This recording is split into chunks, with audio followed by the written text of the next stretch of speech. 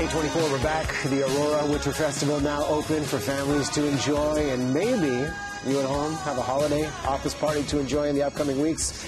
We have to bring in the expert, HR expert, Debbie Carroll. She's back with us. Great to see you. Good morning. I can't believe we're talking Christmas already. I know. You know, we get into the season, and I know we tackled this last year, but this is always good, the do's and don'ts of that holiday party. And if we're debating, if we're in the space of, do I really need to go, how important is it to just show up and be there in the space? I think you just said it right there, is whether you really want to go and party all night and have fun, or if you're really going there just because you think you should. The reality is unless you have a really good excuse, you should at least show up, sort of say hi to a couple people, take a couple selfies, and then leave before the chaos starts. So if you're not totally into it, feel free to just show your face, but you definitely want to show up. This is good if you're on shift work, right? The beauty of waking up first thing in the morning. Hey, I got to go. I got to Built-in wake up in excuse. the morning, right? Absolutely. What are some of the common faux pas that consistently happen that could sabotage the momentum you've built throughout the year? Well, the number one challenge that we see coming out is when alcohol is involved in parties. That liquid courage always gets people in trouble. So whether it's things like stalking the boss and try to talk to them about work issues, or it's sort of being the bumbling person in the corner that everyone's talking about, that's never a good idea. Alcohol and work, and especially office politics, just really don't mix. What's your take on cannabis this year with the emergence of this being such a big story now? So this is an important one, especially for people that are party planners. So make sure your policy on cannabis is really, really clear. And for employees, same thing. Know what the company's stance is on it. Just because it's legal doesn't make it appropriate for an office function. In fact, I had a CEO already call me this week and say he'd walked outside of his Christmas party and there were 6 people smoking a joint.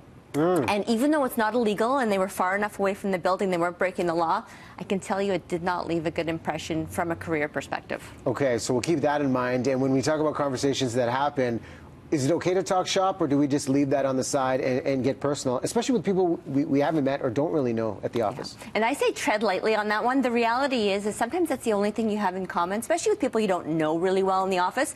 So don't get into negative things. Don't get into office gossip or speculation.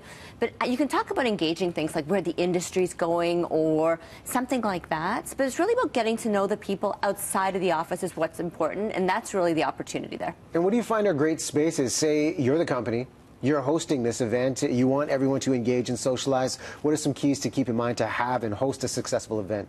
Well, so there's a couple things. If you are going to do a traditional party and you are going to have a couple cocktails and it's going to be more social, I always look for events there or event spaces where the bar's not the focal point of the room. So if you want if the bar's in the center, sometimes that's going to cause problems. So what you want to do is you want to have a space that has lots of room so you can do things like those selfie booths where people dress up, or a place to do an ugly sweater competition, and have the bar back a little bit, because if the bar is front and center, inevitably that's going to be where people are spending their time.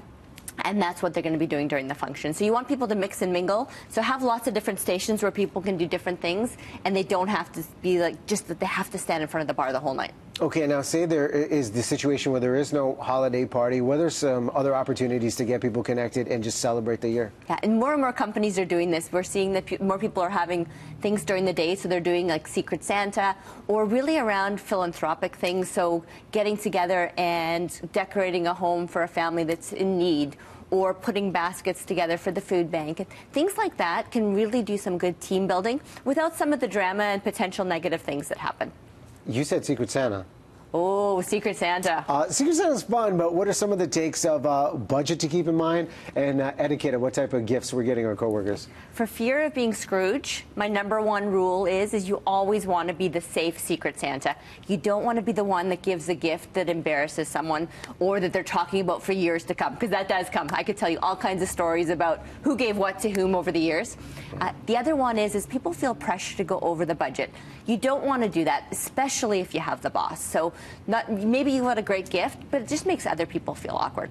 Overall, is it fair to say, hey, we're there to celebrate, it's a holiday party, but it still is a form of workplace, and respect that? 100%. Remember that you are still at a work function, and it is part of your career. And the other thing, don't forget that research shows that 90% of people don't really love Christmas parties. And so you might be excited and rah, rah, rah, but be respectful and help other people feel comfortable too, because you want everyone to be able to socialize and have a little bit of fun. Great advice. Debbie Carreau, always good. We're set for the holiday season right now. There you can follow along on Twitter at Debbie Carreau. Appreciate you coming by. Enjoy Always a pleasure. the holiday season. Greg Harper, some great news when it comes to habits and public transit.